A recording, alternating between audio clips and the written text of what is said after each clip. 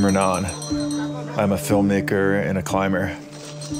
I've been coming to Nepal for about 15 years, mostly to climb in the high Himalaya. This time, we set out to explore a lesser-known culture, those who aren't in the limelight of Mount Everest, and whose way of life is under threat of disappearing.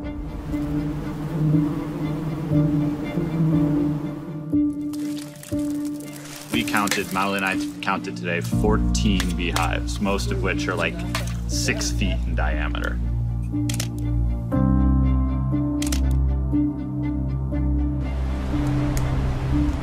Somehow, it's been arranged that I am going down onto the cliff on a rope to do some filming, which is not really my forte.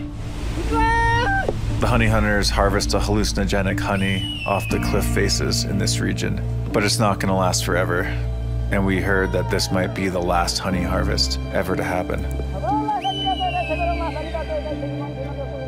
This story is solid gold. And I'm super lucky to be the writer on this because it's really easy to be the writer compared to being Renan.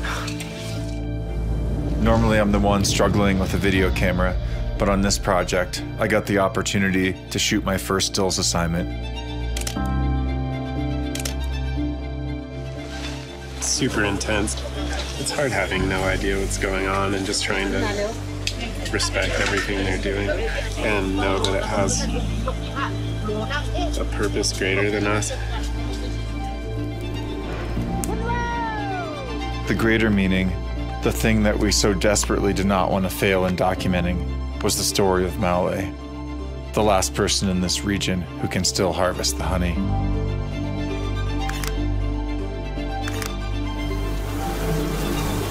The problem was how we were going to get the shots we need without disrespecting the local culture, hurting ourselves, or even worse, harming Maule. We usually don't just spin a globe and point our finger when finding new places to explore.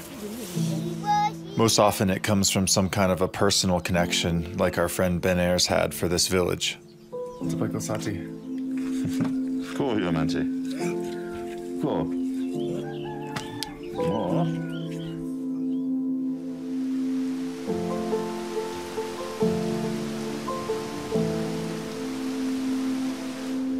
To get to the cliffs, we left the comfort of the village and hiked 12 miles deep into the jungle. Yeah.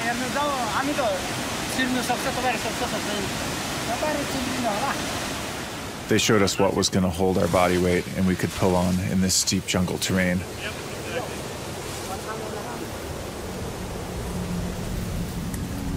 These guys are like the ultimate survivors. So stick with them, don't wander off on your own, and you'll be fine. Must have been a leech.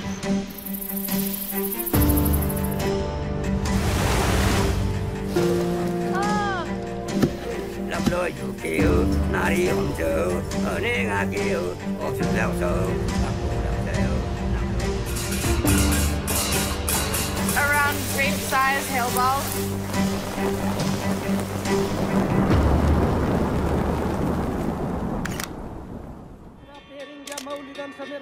After a shamanic ceremony and spilling the blood of a few sacrificial chickens, the forest spirits were ready to accept us onto their cliffs. Or so we hoped. It's going to be like one of the most interesting days of all our lives today. So I'm excited. I have to say I'm a little nervous.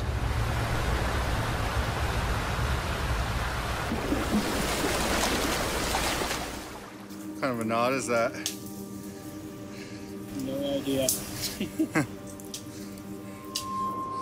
We call ourselves professional climbers, but we couldn't even follow them up the steep jungle cliffs. So they put our ropes up for us, tied by mysterious knots onto tiny shrubs and tree roots. Yeah, there's a little twinge of nervousness inside of me. I've never done anything like this before.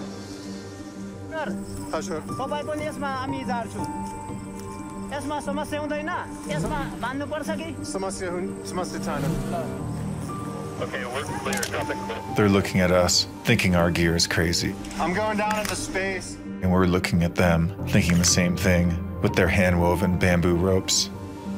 Just be careful, man. Don't, like, knock them off. When we finally went down onto the cliff, it was so overhanging that we were just spinning in space, unable to stabilize.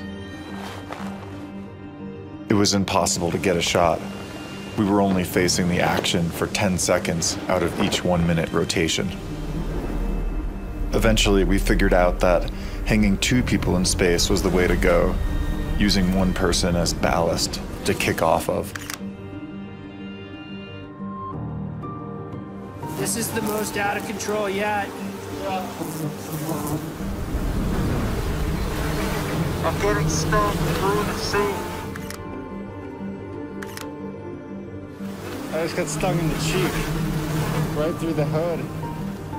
We found out that these Himalayan honeybees, the largest in the world, could sting through our American bee suits.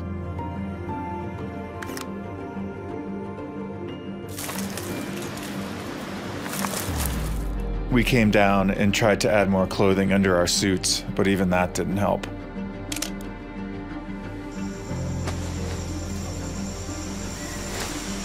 I think I tore something on my groin.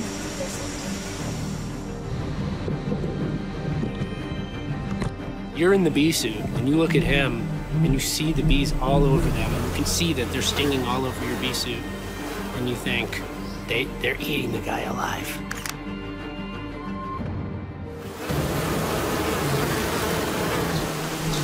You gotta be kidding me. He's free soloing right now.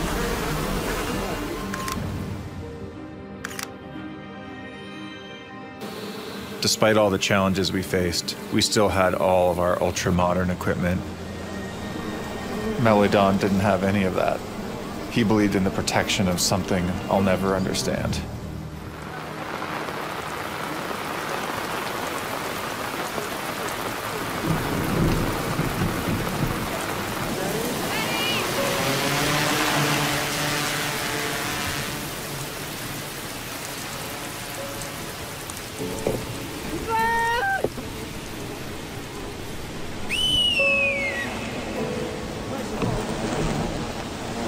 Anytime when you felt a little overwhelmed, you just looked at Malay without the bee suit on the bamboo ladder with no harness.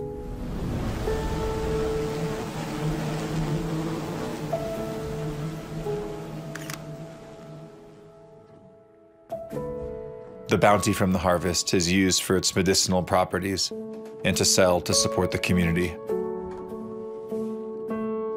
And this film's been like a 10-year dream. I've known Malidon for that long, and I had tears in my eyes, and I just feel so lucky to be able to do this.